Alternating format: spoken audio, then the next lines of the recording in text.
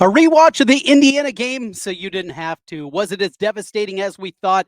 We play it out, look through, and see exactly what happened to Iowa in the loss to the Hoosiers.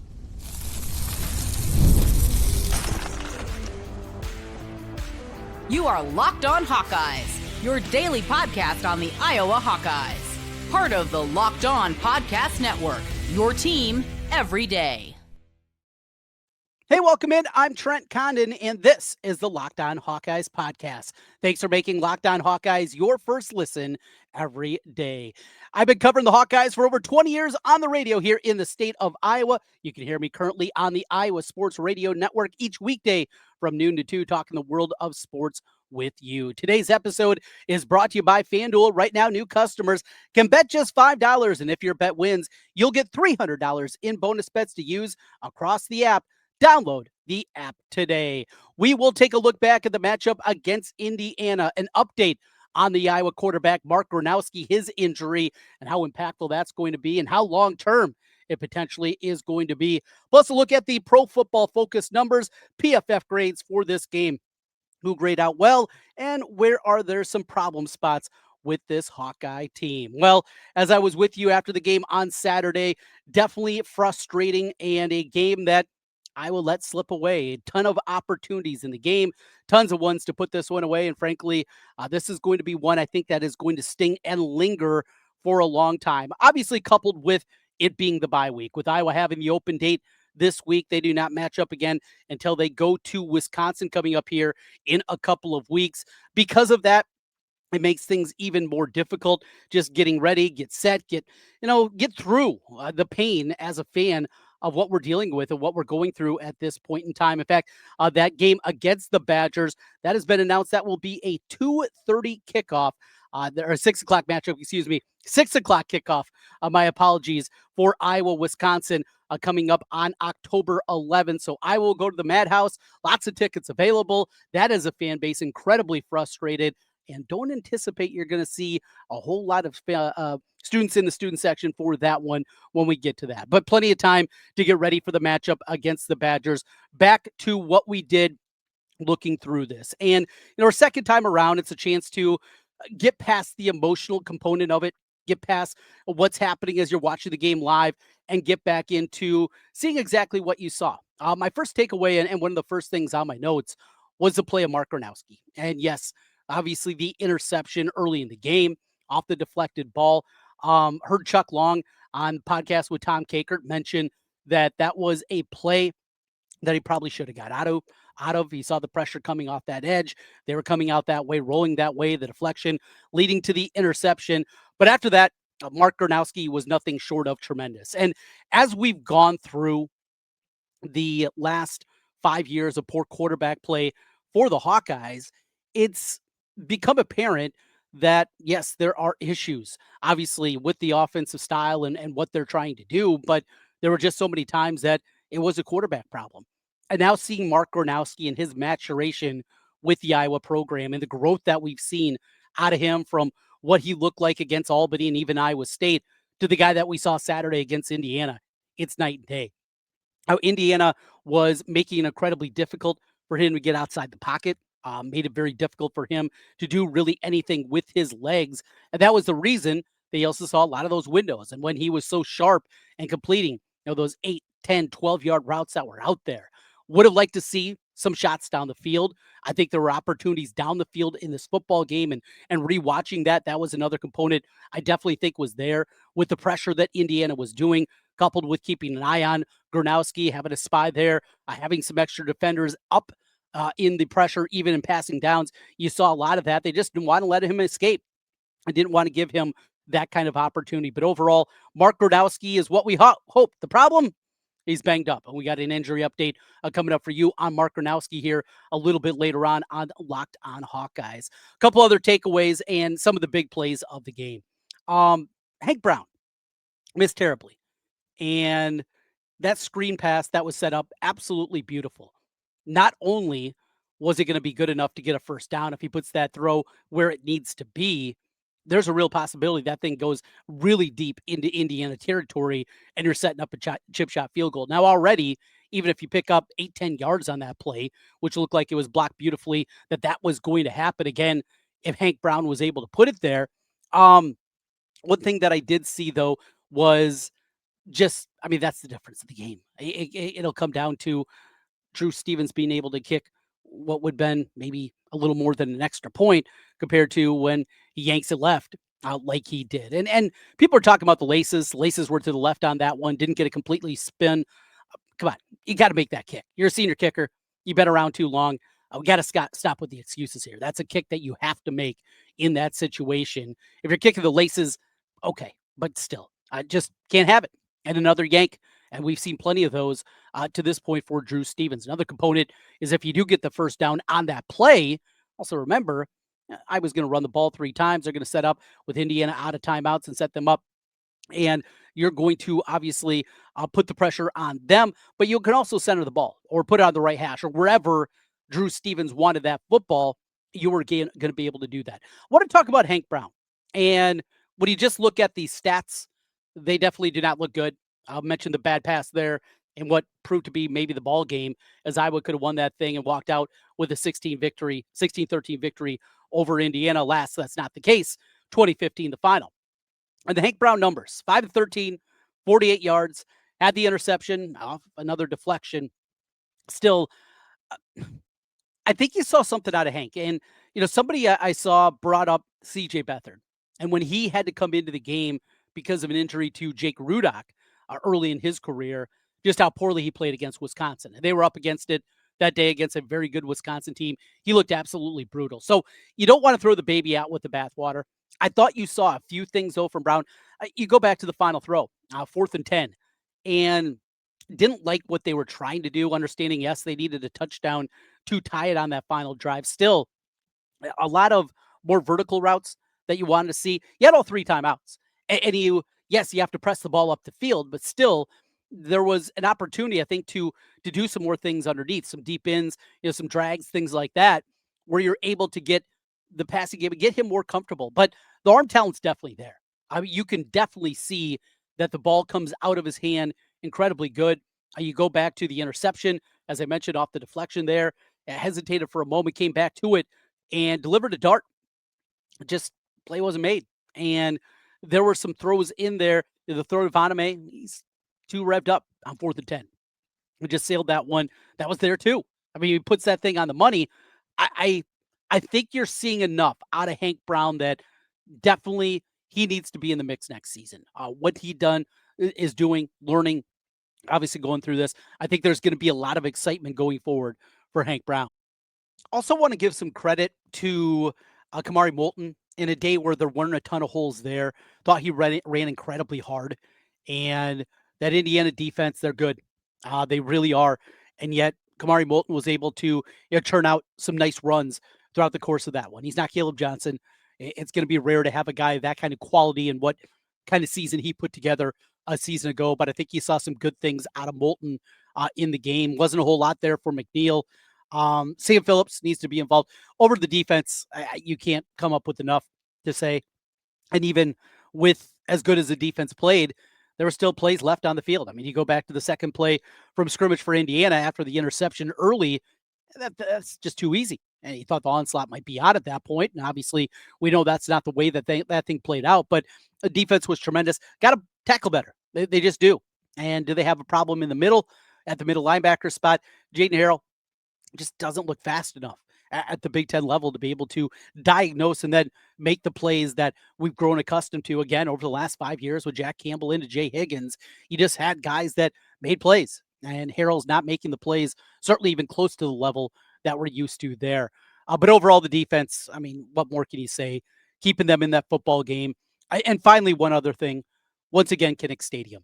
And, talking to the different people around our Locked On network and hearing the different people talk about it, we know how special it is. We know how great it is to obviously watch what I was able to do in a big environment, and certainly was that on Saturday. The Kinnick crowd kept them in the game, and the Kinnick crowd willed them to an opportunity to win that football game.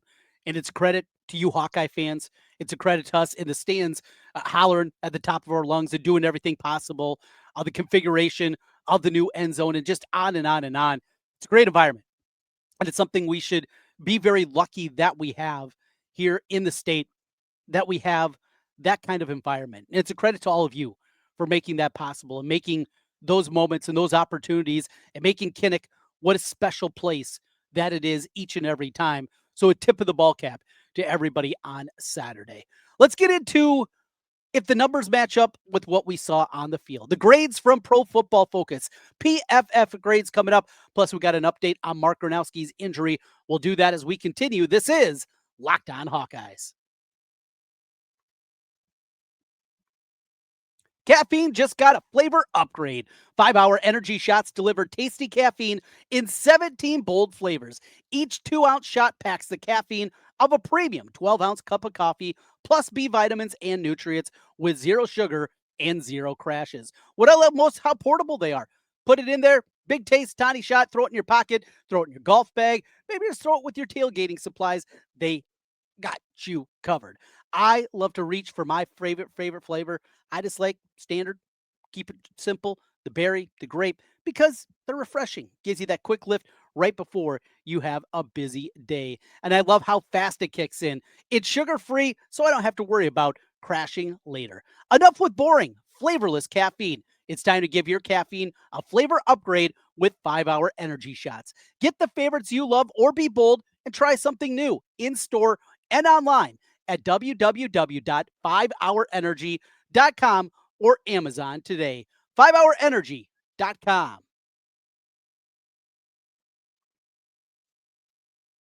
Trent Condon back with you once again here on the Locked On Hawkeyes podcast. Thanks for being with us and making Locked On Hawkeyes your first listen every day. If you're watching us on YouTube, hit that subscribe button. Really helps us out a ton. If you're on the other side, the podcast side, the audio side of things, those 5-star reviews go a long way and help us get in front of more Hawkeye fans. Number time, let's get into the grades from Pro Football Focus and see exactly if that matches up with what we saw on the field against Indiana. So we go first to the offense and what we saw in that one. Talked about Mark Gronowski at the top, and he graded out incredibly well. A 71.3 grade, including an 81.7. Definitely the most dynamic we've seen from Gronowski so far this season, making throws all over the field. Again, didn't have that deep shot out there. Nothing over 20 yards, but still, he was in control of the offense and was making the plays all over the field. For Hank Brown, he grades out with a 51.5 grade overall. Not great. On the other side, we go over to the running backs up next, and was a little bit surprised by this one. Kamari Moulton is 66.5. Thought maybe it'd be a shade higher than that. 65.8 for Nathan McNeil, right on his heels. And then Terrell Washington Jr. with a 59.4. One thing also, going back and rewatching the game, first play of the game, I was yelling at my TV right when it was happening. Terrell Washington Jr., first play of the game, you get a yard, and then the interception right after that. They can't quit him. I just don't see it right now. Swiss Army knife, versatile, third down back, sure. Not seeing much more from Terrell Washington Jr. at this point in time. Your top-rated wide receiver was Sam Phillips, and we've talked about this a ton dating back to the game against UMass. You just have to use him more. You can tell that this is a guy that knows the position, knows how to run routes, and though he's not big by any means, at 5'7", he can make plays for them, and that needs to continue, certainly, going forward. A 74.5 for him. Up next, Caden Weegan, who grades out with a 65.6. Dayton Howard with a 63.9. He continues to ascend, had a nice catch over on the sideline. Jacob Gill, know what you're going to get out of him, 62.1. And then there was KJ Parker, who had I believe, a drop in there too in the game, 52.1 for him. Jumping over to the snap counts. I think that also kind of gives you an interesting look inside of things. Of course, Hank Brown played the final 18 snaps of the game after Mark Gronowski's injury. 42 snaps for Moulton, 18 for McNeil, 9 for Washington. And then over at wide receiver, 49 snaps for Sam Phillips. He had the most snaps of any wide receiver. Jacob Gill up next with 40. How about 39 snaps for Dayton Howard? Weegan with 27, and then KJ Parker with 20. Let's jump over to the grades for the tight end and offensive line positions. Zach Ortworth, not great. 53 grade for him. Vanami, he had a 51.7. And Hayden Large, very poor, 39.9 for Large. Pass, not very good. Pass blocking, not very good. Run blocking, not great either. And the run blocking for all the tight ends continues to be poor. And then finally, the grades for the offensive line. Trevor Lauk with a 67. He graded out as the top guy, both in terms of overall grade and the best run blocking grade. Jennings Dunker with the 65.8. He left for a little bit. We saw obviously the injury to both Stevens, who graded out the worst out of run blocking out of the group, though he did have the highest pass blocking grade there. Leighton Jones came in, not a great pass blocking grade, easy for me to say, with a 35.7, a 56 overall. Same for Pieper. Logan Jones with the 60, Dotzler with a 62.6. So a lot of shuffling there. That also jumps over to the snap counts on the offensive line.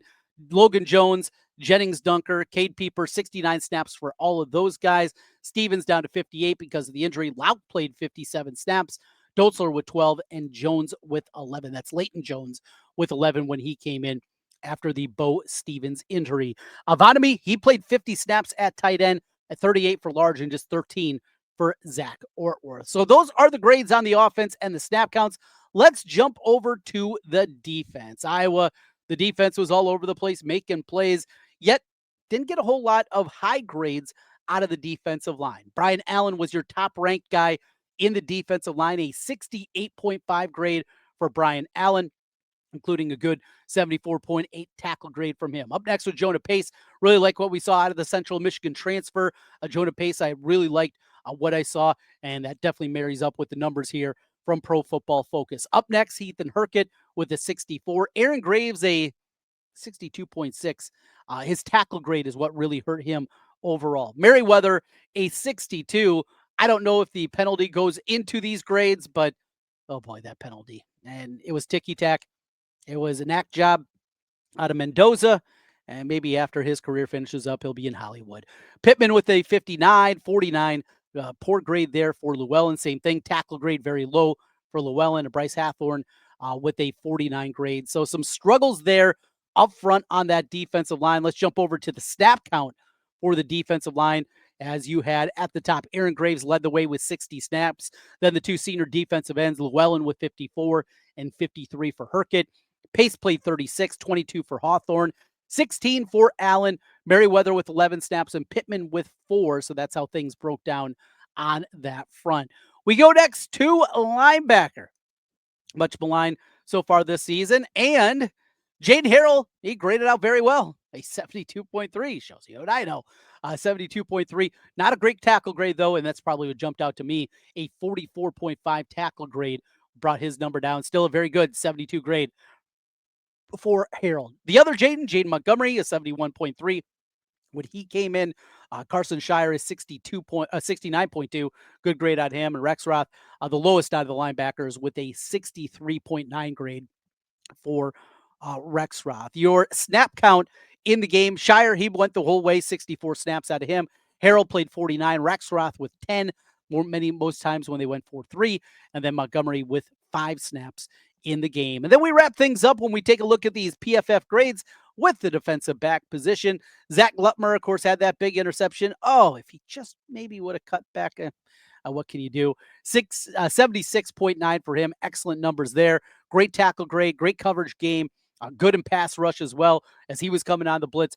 Good one from him. Good to see a good grade from Xavier Wampa. Of course, had the big hit over on the sideline. He was very good coming in on those blitz packages and tackled well, according to the numbers from PFF.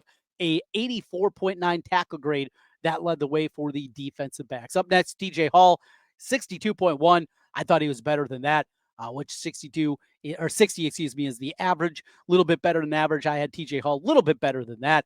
Coverage grade, a 62.4. Shook my head. Cohen Entringer, 61.3. Tackle grade is what hurt him in that one. Of course, had the 2 fourth down stops that definitely opens up the eyes. But when you're going through play after play after play, many times paints a different picture. 61 for Deshaun Lee, and Jalen Watson, a 31.2. Very low grade for Watson, who played 4 snaps in the game. It was Entringer, Hall, Wampa, Lee. They were out there all 64 snaps in the game, 60 snaps for Lutmer. So definitely shows you that they were relying on those veterans and the guys that, well, not all of them have a ton of playing experience, but the guys we kind of thought that they were going to have. overall. Those are the numbers from Pro Football Focus. Do they match up with what you saw?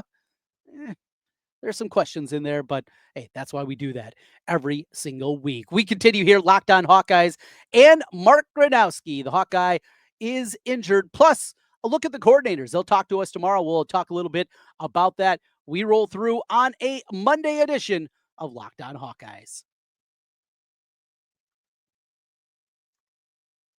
One of the tools that help make a huge difference for business owners is Quo, formerly OpenPhone. It's the same great business phone system you heard me talk about before, just with a new name. And here's why it matters. Every missed call is money left on the table.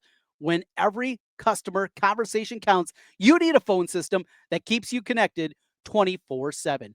Quo is the #1 business phone system that streamlines customer communications. It works right through an app on your phone or computer, so no more carrying around two phones or having to rely on a landline. Their built-in AI agent is a game changer. It can answer after-hour calls, capture leads, and keep business moving even when you're off the clock. Whether you're a solo operator juggling everything, that's what I deal with, or maybe you're part of a larger team, Quo makes it easy to stay responsive and professional. See why over 90,000 businesses trust Quo, formerly OpenPhone. Get started free and get 20% off your first 6 months at quo.com/lockedoncollege. That's QUO.com/lockedoncollege. And if you've got existing numbers with another service, Quo will port them over at no extra charge. Quo, no missed calls, no missed customers. Today's episode is also brought to you by FanDuel. Well, the NFL season is here. We're a month in, and FanDuel has an offer for you don't want to miss. Right now, new customers can bet just $5. You'll get $300 in bonus bets if you win. That's right. Pick a bet, put down $5, and if it hits, you'll unlock $300 in bonus bets to use across the app.